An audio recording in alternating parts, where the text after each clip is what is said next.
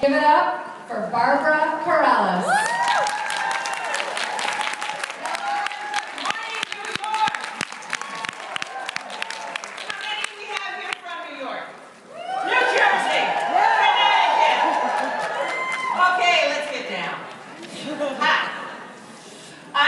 Evangelist for ecstasy.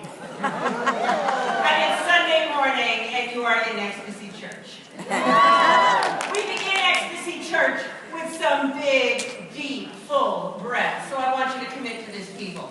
I want you to take in the biggest breath you've taken today. We probably isn't very big, we're New Yorkers. Come on, let's take the first one, take it in. And let it go. Next one, bigger, fuller, wider. Take it in. And let it go.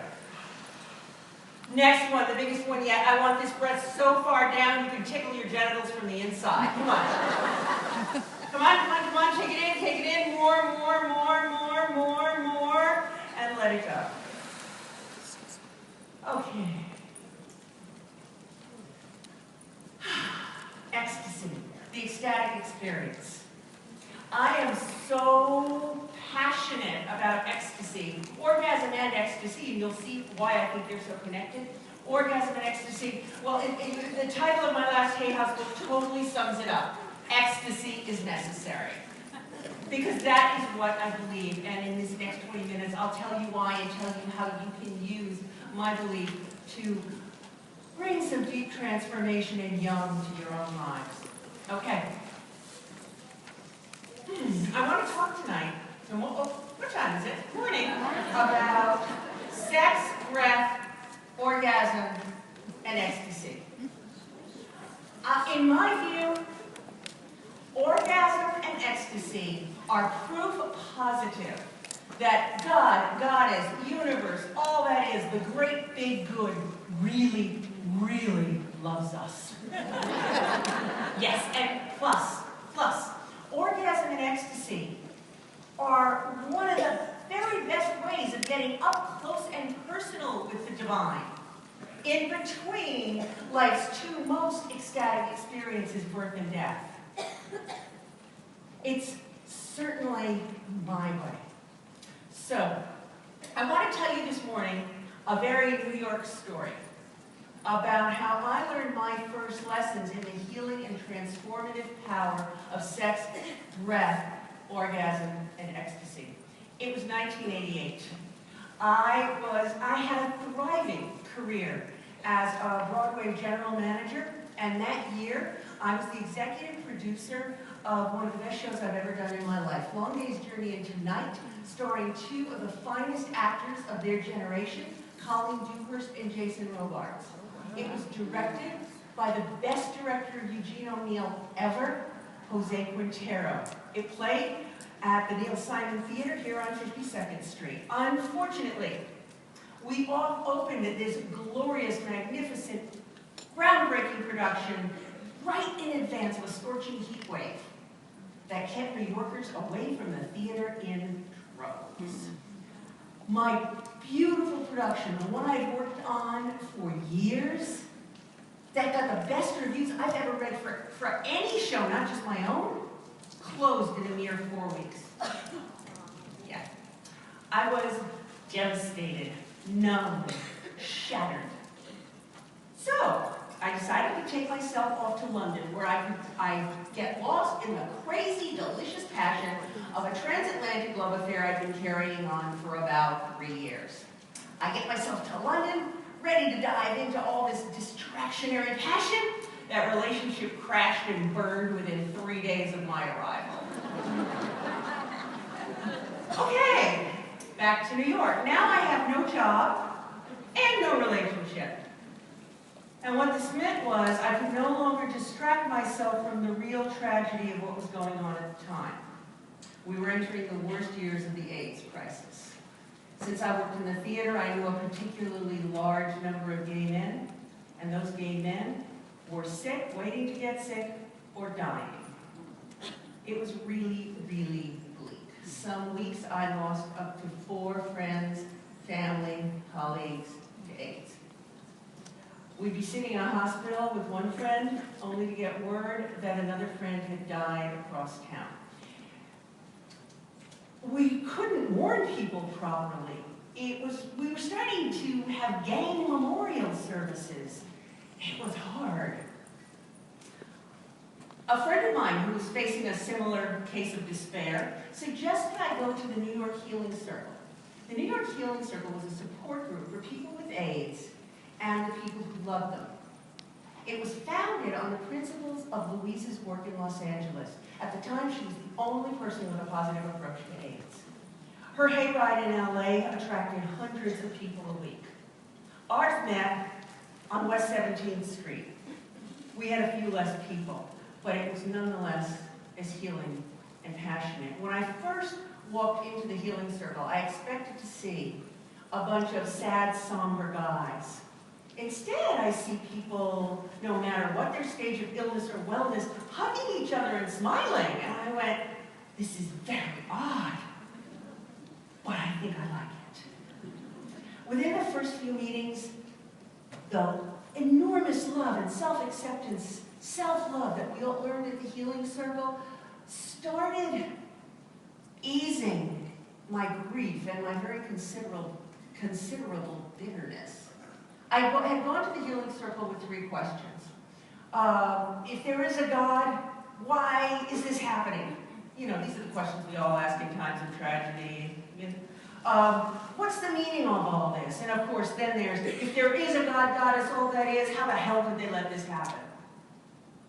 After a few weeks at the Healing Circle, the love had started to dissolve that edge, and I realized I had a new question, and that question was, what are we going to do about sex? Gay men had been the sexual adventurers of the 20th century, and in the decade after the beginning of the gay rights movement in 1969, there had been a sexual revolution, not just in the gay community, but in America in general. And what were we going to do now that sex equaled death instead of liberation? Well, at the Healing Circle, I met Annie Sprinkle and Joe Kramer. Annie Sprinkle was a porn star, about to become a performance artist of some renown.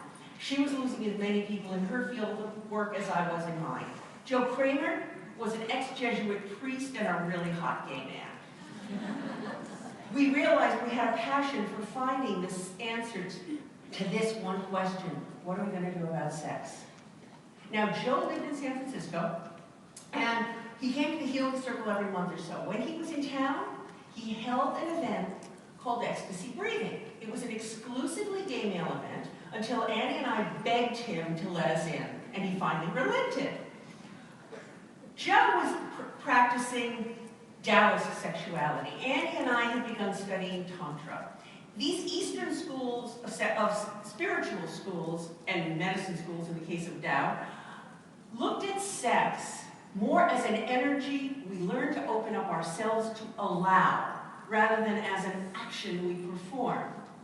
Joe was trying to find a way, and well on his way to finding a way, to have really, really, really hot sex, to have completely safe sex, and with the spiritual component that was so important to us at the Healing Circle.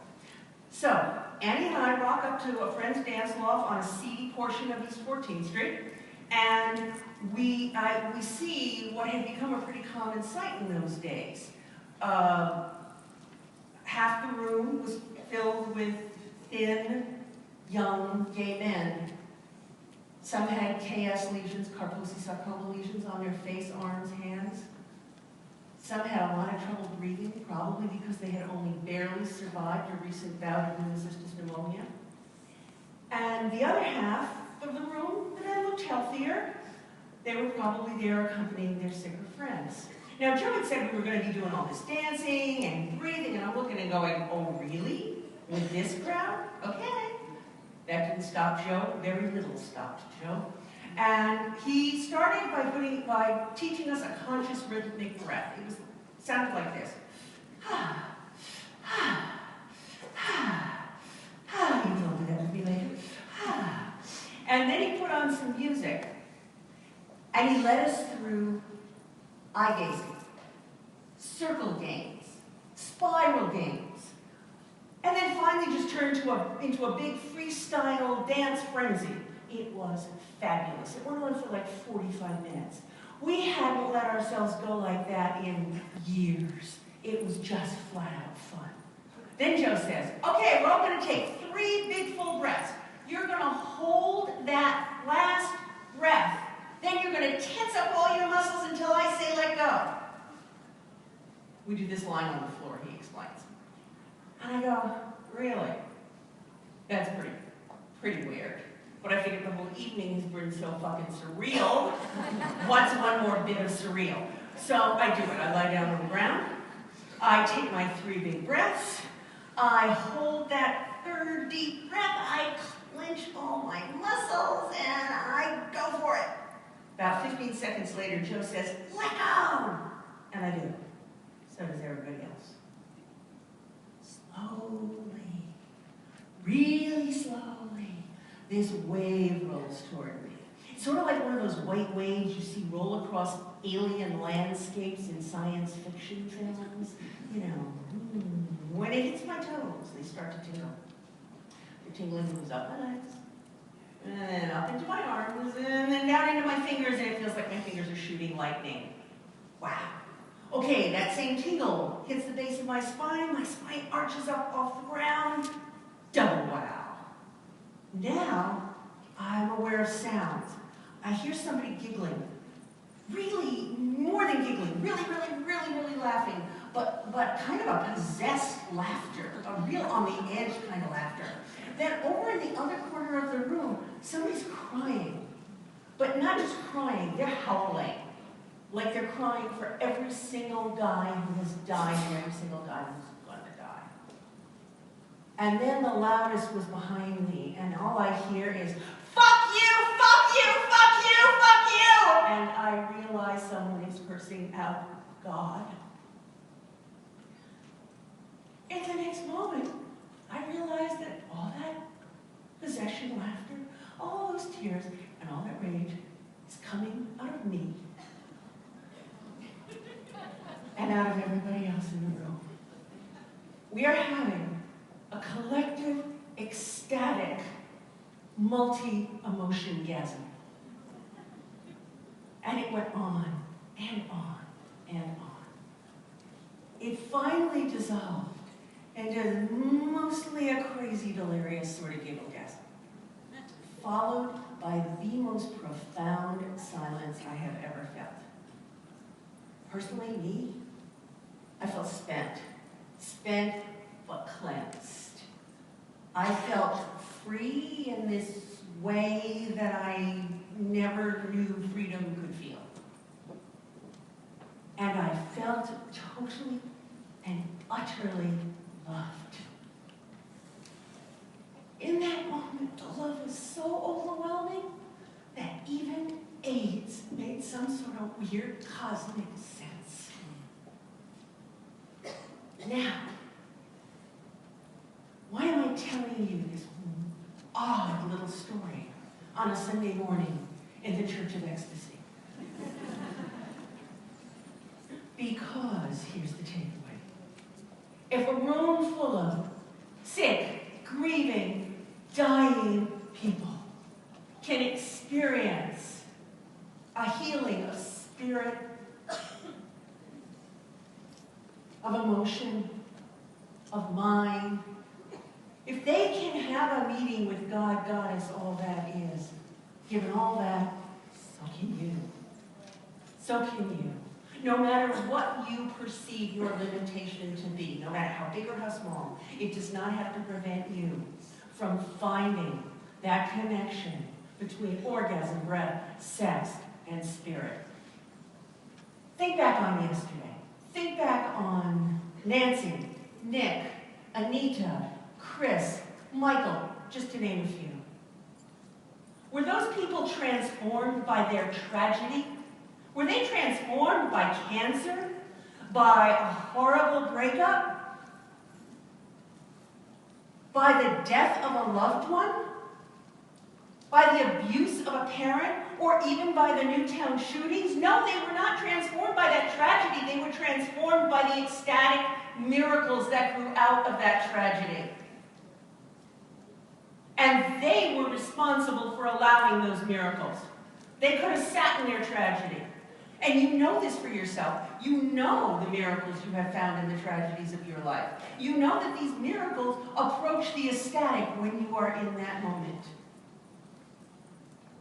The thing is, we do not have to wait for tragedy to hit those ecstatic moments. We do not have to settle for little Mount St. Helens orgasms and try to pretend that that's an ecstatic experience. Ecstasy is so much bigger and so much more available to all of us, all the time.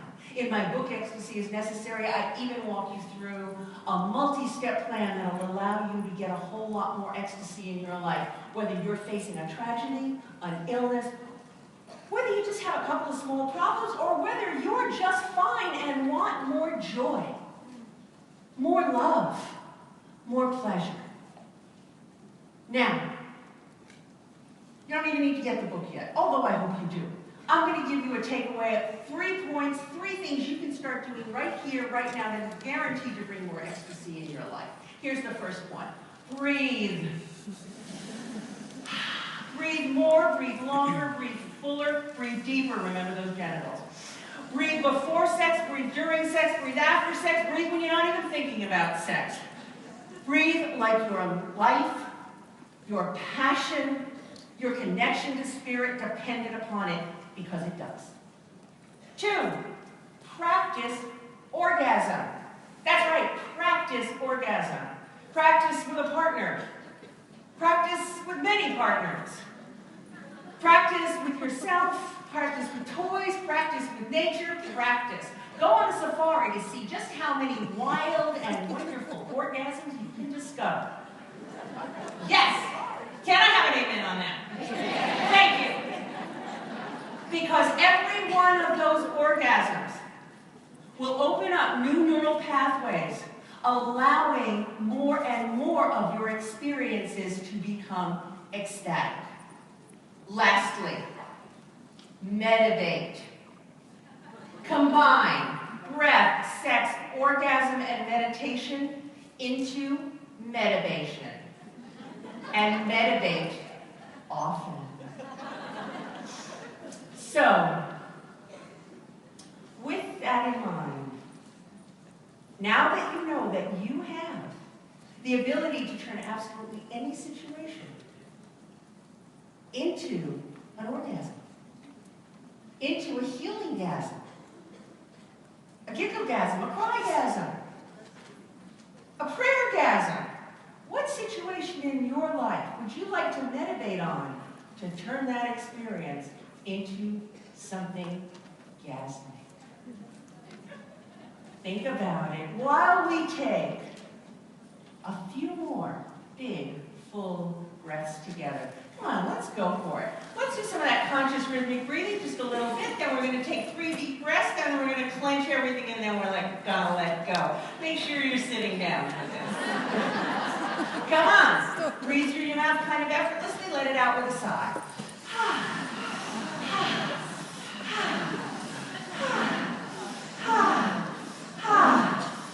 You're doing good. Fuller, faster. Yes. Come on. Imagine 24 people having a collective gasm. Come with me here.